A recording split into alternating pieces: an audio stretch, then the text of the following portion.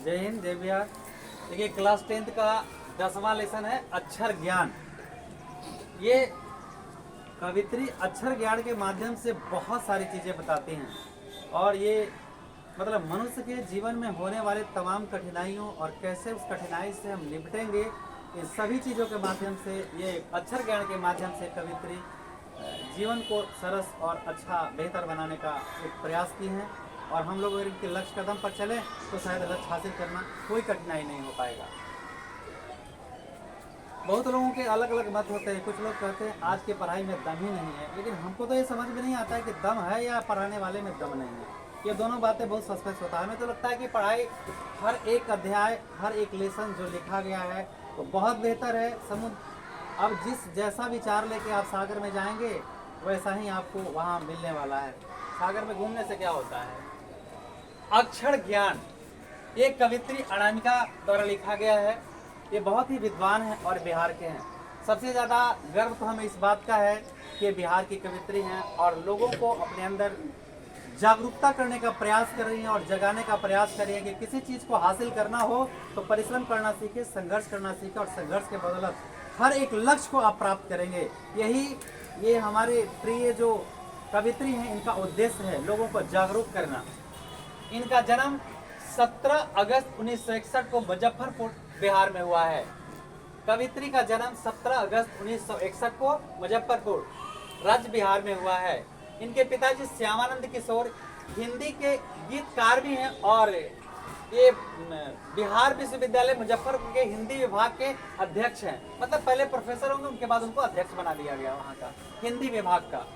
मतलब ये कहें कि अनामिका जी का जिस परिवार में जन्म हुआ वहाँ साक्षात सरस्वती विराजमान थी।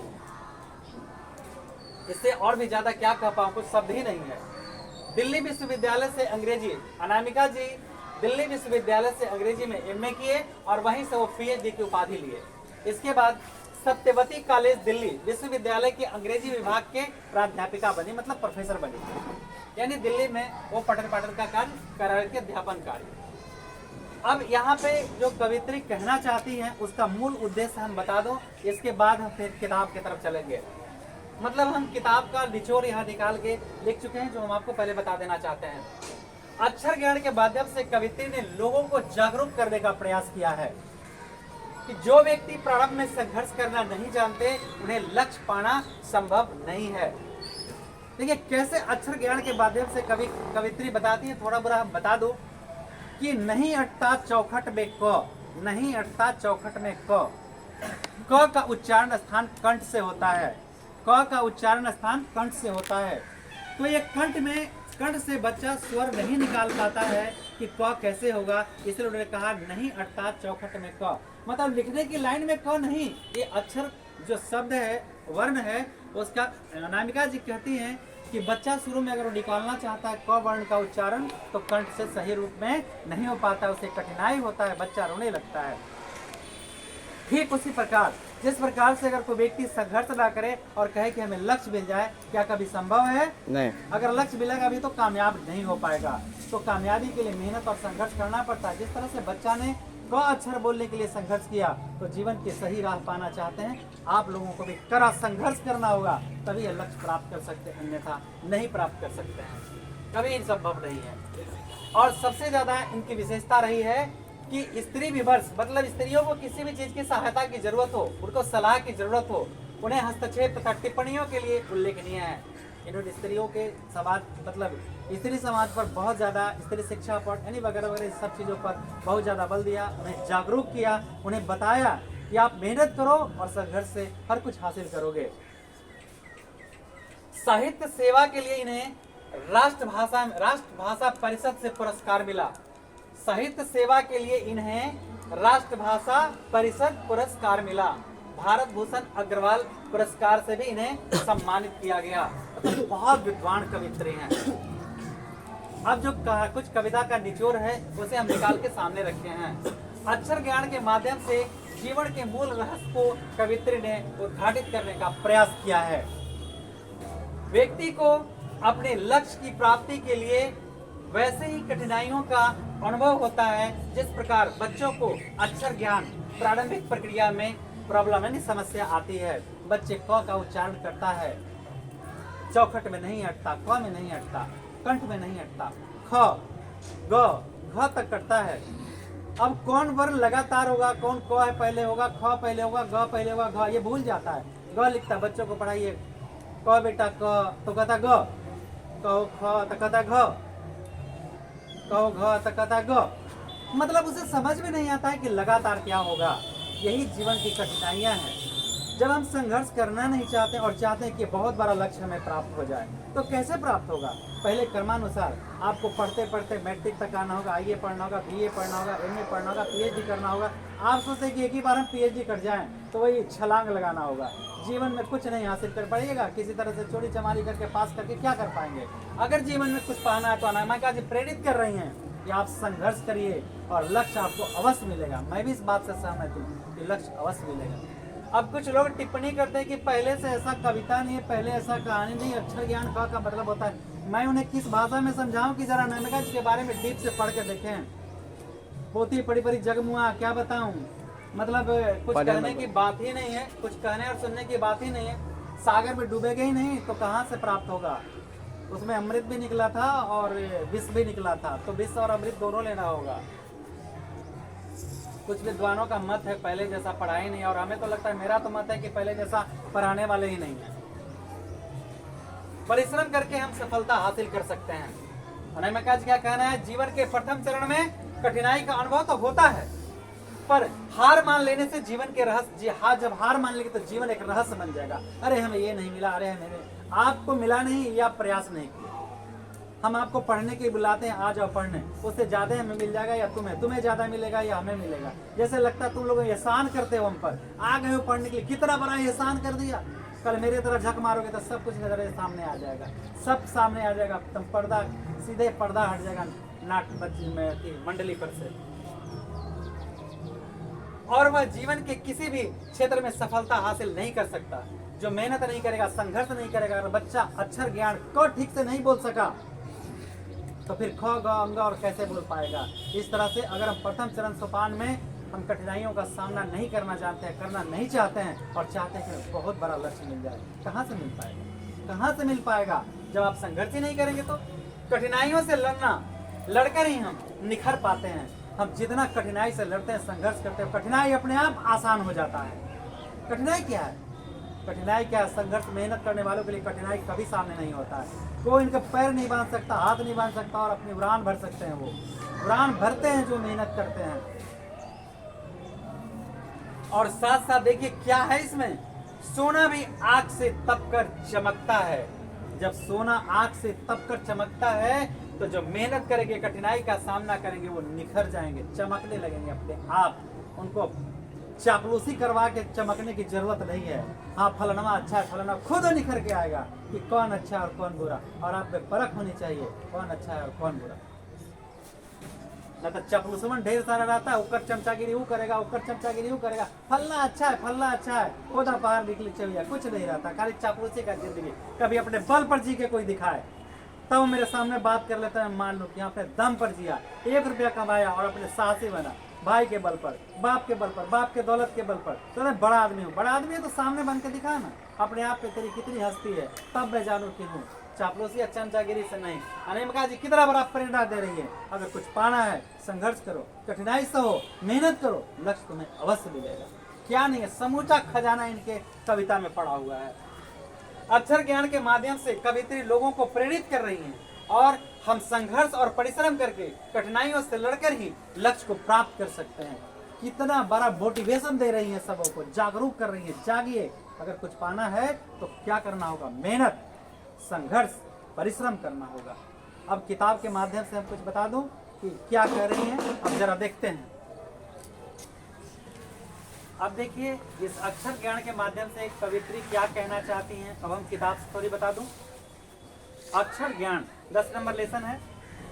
चौखट में नहीं अटता बेटे का क, चौखट में नहीं अटता बेटे का क। इसका मतलब होता है कि क का उच्चारण स्थान कंठ होता है, कवर्ग कंठ।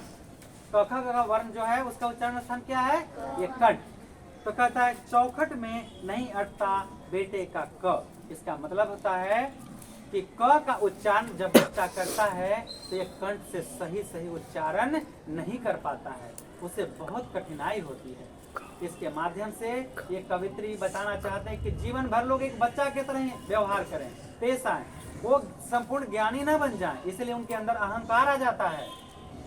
जी चौखट में नहीं हटता बेटे का क बोलने में बहुत कठिनाई होती है, लेकिन धीरे धीरे जब वो क बोलने लगता है तो क के बाद ख ग ग अंग, फिर अंग पर थोड़ी सी दिक्कतें होती है पर वो भी वो सुलझा लेता है। उसी तरह कहता है कवित्री कहती है कि जीवन के प्रथम चरण में आपको कठिनाइयां होंगी, आप कठिनाइयों से लड़िए, जब आप लड़ेंगी तभी जीवन में लक्ष्य को आप प्राप्त कर सकते हैं, अन्यथा लक्ष्य प्राप्त नहीं होगा जब तक आप परिश्रम नहीं करेंगे।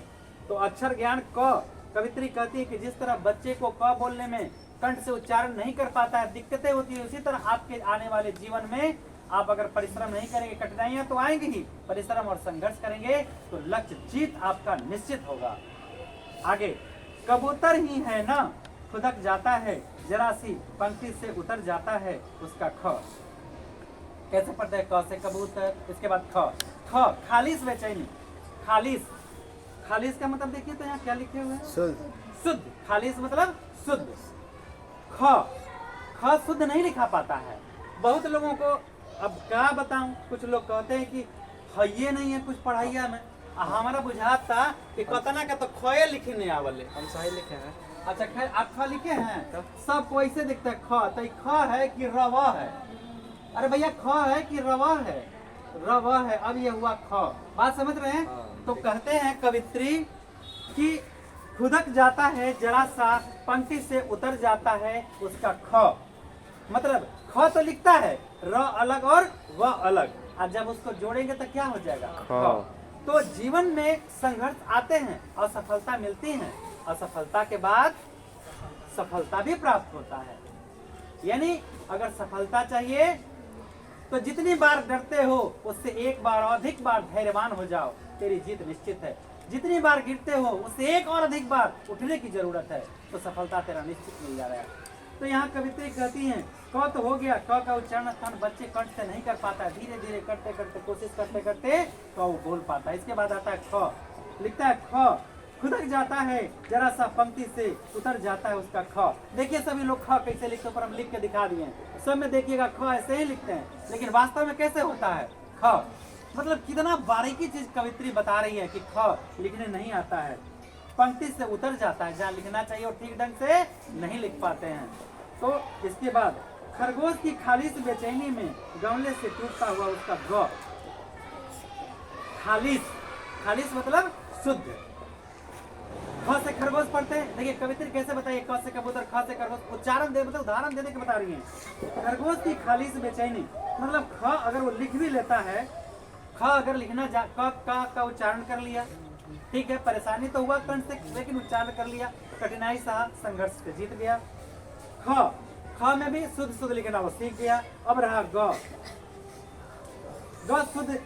खरगोश की खालिस बेचैनी में मतलब ख तो धीरे धीरे सही लिखने लगा, खालिस बेचैनी मतलब शुद्ध लिखने का प्रयास किया और वो कर रहा है। तब आया ग की बारी, गमले से टूटता हुआ उसका ग। ग कैसे लिखेंगे बचवा, कैसे लिखेंगे, कभी ऐसे करता है ऐसे, तो बोलते मम्मी ऐसे कर बेटा, ऐसे कर बेटा ग। तो यहाँ कवित्री का कहने का मतलब है गमले से टूटता हुआ उसका ग। ख लिख लेता है शुद्ध, अब ग के नंबर आता है तो ख से तो आसान ही है ना ग। कवित्री कहती हैं कि पहले संघर्ष करोगे, कठिनाइयां आएगा और मार्ग अपने आप प्रशस्त होते जाएगा, मजबूत होते जाएगा, तुम सफलता की तरफ बढ़ते चले जाओगे।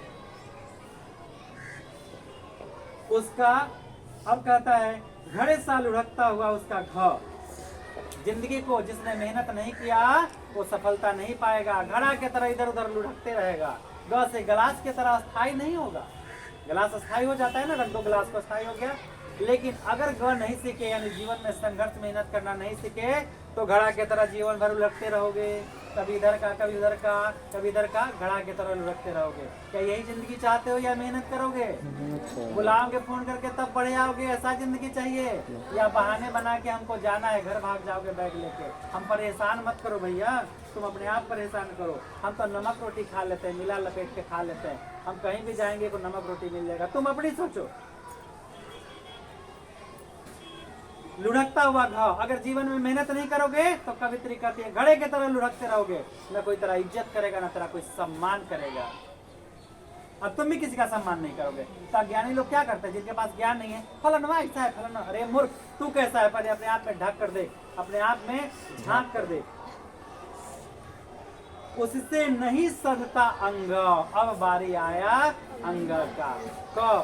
क कंठ से उच्चारण में दिक्कत, ख शुद्ध रूप से नहीं लिख पाता, ग गमले के भांति हो जाता, ग से गमला, घ के बारे में क्या कहते हैं कवित्री, हाँ घ घड़ा, घड़ा की तरह जीवन में मेहनत नहीं करोगे तो लुढ़कते रहोगे। उससे नहीं सधता, अब बारी आया अंग का। अंग के बारे में क्या कहती हैं, अंग र को वह समझता है माँ। देखिए कितना अच्छा उदाहरण दिए हैं, कैसे पढ़ना होगा इसको। क वर्ग के बाद सीधे ट वर्ग में कवित्री आ गई है, क वर्ग के बाद सीधे ट वर्ग में कवित्री आ गई है, ठीक है।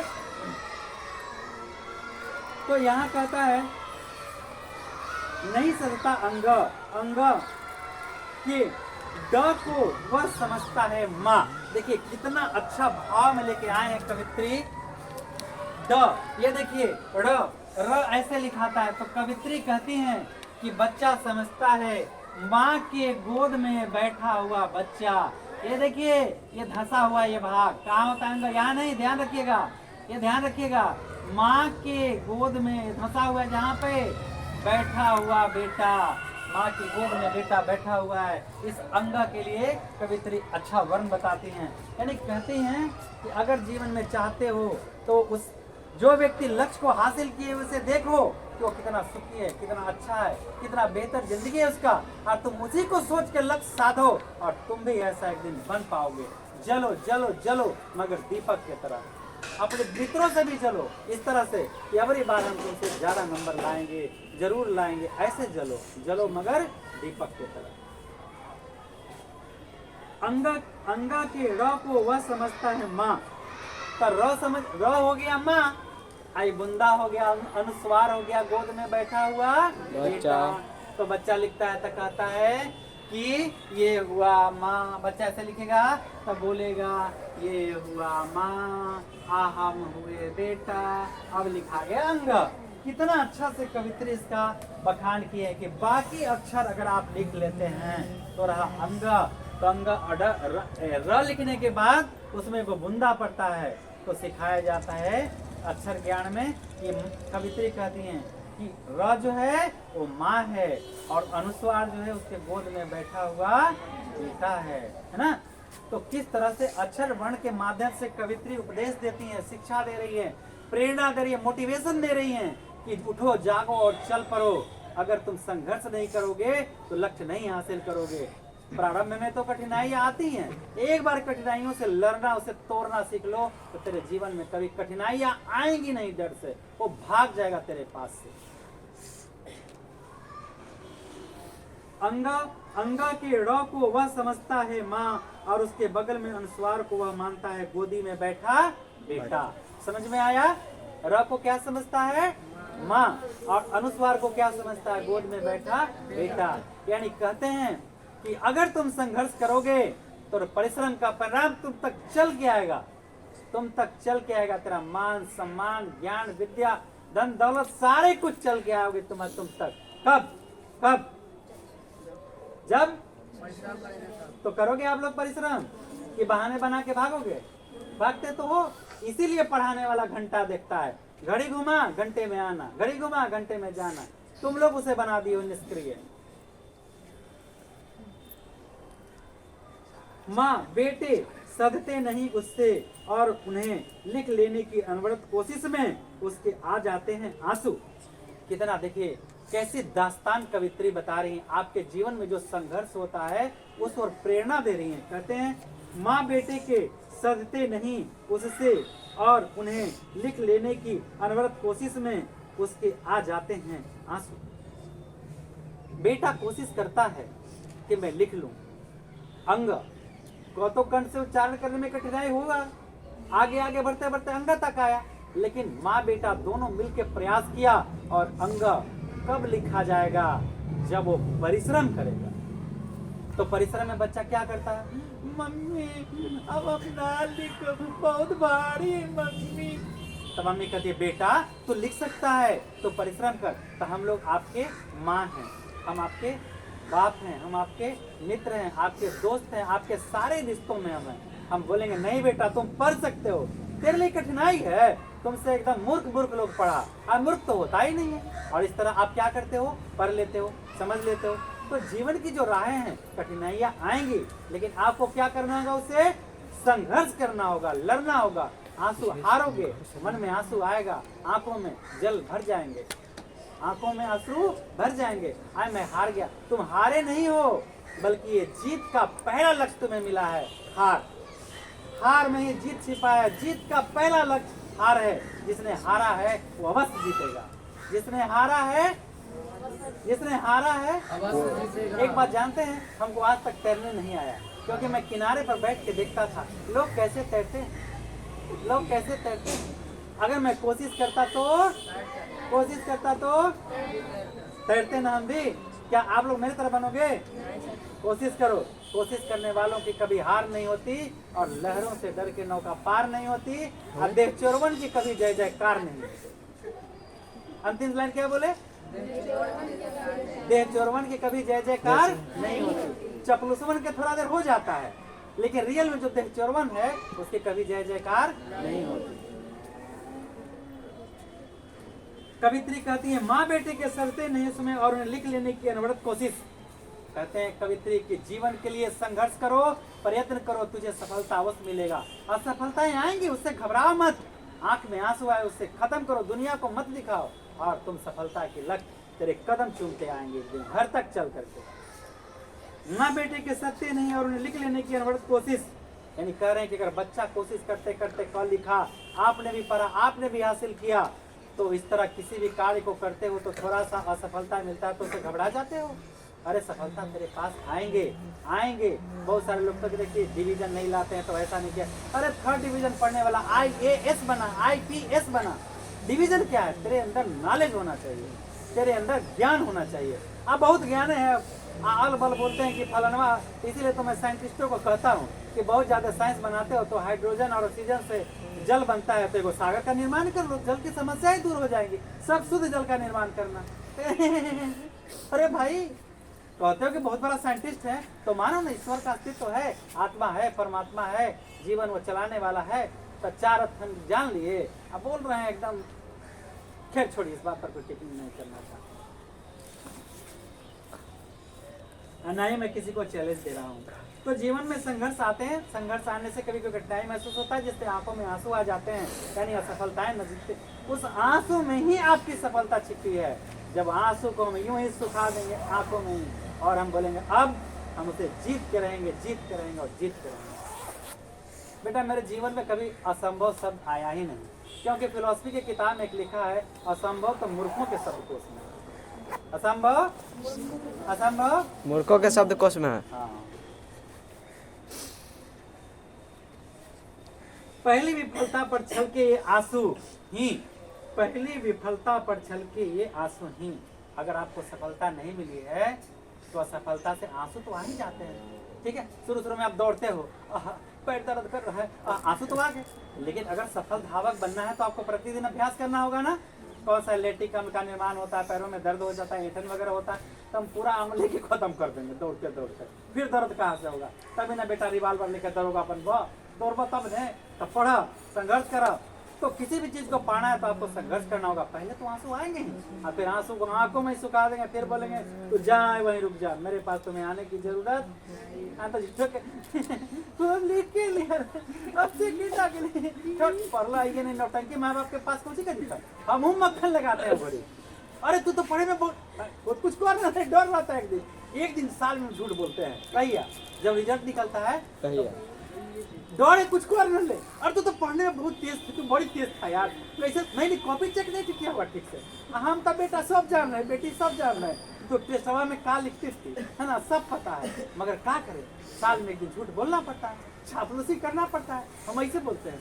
और 17 लाख परीक्षा दिया, 10 लाख का रिजल्ट हुआ, 7 लाख 2 लाख और बढ़ा देते हैं, 7 लाख फेल किया है। बताओ तुम, ये सब चिंता मत करो, तुम्हारा रिजल्ट फर्स्ट आएगा, करो कॉपी रीचेक में डालो, एकदम तुम्हारा रिजल्ट आएगा आएगा। और बाद में सारे आंसू सूख जाते हैं। तो नौटंकी करता है कौन? देख चोर, काम चोर, पढ़ा नहीं, अच्छा रिजल्ट क्यों? तो ऐसे ही लोग समाज में भी रहते हैं, हमको ये नहीं मिला, हमको ये माँ बाप नहीं दिया। अरे बेवकूफ, माँ बाप जन्म दिया ना, नहीं मिला तुम्हारे कारण नहीं मिला, मेहनत करो, कोशिश करो, कामयाबी तक पहुंचोगे। मेरे पास क्या मिला था? कुछ नहीं था, बड़े कोशिश किए, माँ बाप जन्म दिया, जिंदगी दिया, मेहनत की और हासिल किए। आप हासिल करेंगे विकास जी?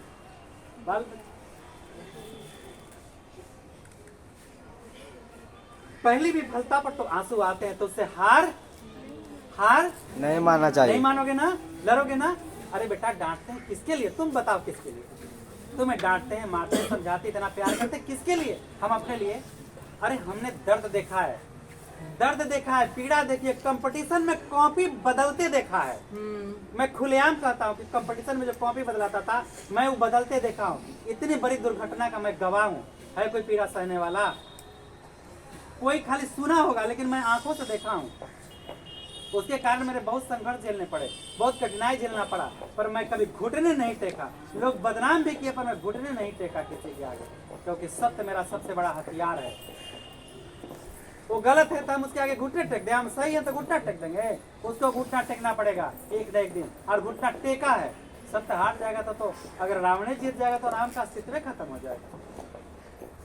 मैं सारे रावण को चुनौती देता हूँ, चेत जा, नहीं तो राम का वाण चलेगा ना उस दिन, कोई नागपास काम नहीं आएगा। पहली विफलता पर तो आंसू छलकते हैं, ठीक है। वह शायद प्रथमाक्षर सृष्टि के विकास का, वह शायद सृष्टि के प्रथमाक्षर विकास का। अगर आपके आंसू आए हैं, आप में असफलताएं आई हैं, तो प्रथम सोपान है, प्रथम सीढ़ी है आपका। अब आपको सफलता मिलना निश्चित है, निश्चित है। तो आप लोग मेहनत करेंगे। कवित्री अक्षर ज्ञान के माध्यम से कितना बड़ा संवाद, कितना बड़ा मैसेज दुनिया को दे गई है, कितना बड़ा मोटिवेशन दे गई है कवित्री। उठिए, जागिए और चल पड़िए कवित्री के लक्ष्य कदम की तरफ। और देखिए आप अपने समाज को क्या दे सकते हैं, अपने गांव, परिवार, देश को क्या दे सकते हैं। यही दुनिया याद रखेगी। अपने लिए तो खुद से भी जी लेते हैं। क्या ऐसी जिंदगी चाहिए? ऐसी जिंदगी नहीं चाहिए, कुछ बनना है इस कवित्री की तरह, ठीक है। इसी के साथ समाप्त करते हैं लेसन को। जय हिंद, जय बिहार।